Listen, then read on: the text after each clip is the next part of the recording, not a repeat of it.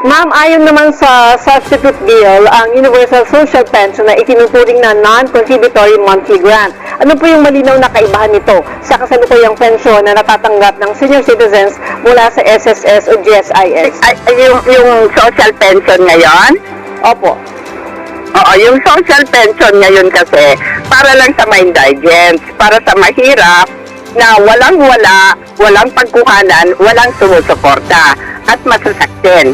Yan po ang dapat tumanggap ngayon ng social pension na 1,000. Kaya nag-verify kasi ang DSWD, nakita nila na may mga nagpe-pension, tumatanggap ng pension na may pension ng SSS, SIS, ganon, o kaya merong negosyo, may pinagkukuhanan. Talaga namang hindi dapat. Dapat yung walang-wala. Yun ang dapat na walang sumusuporta, walang mapagkuhanan.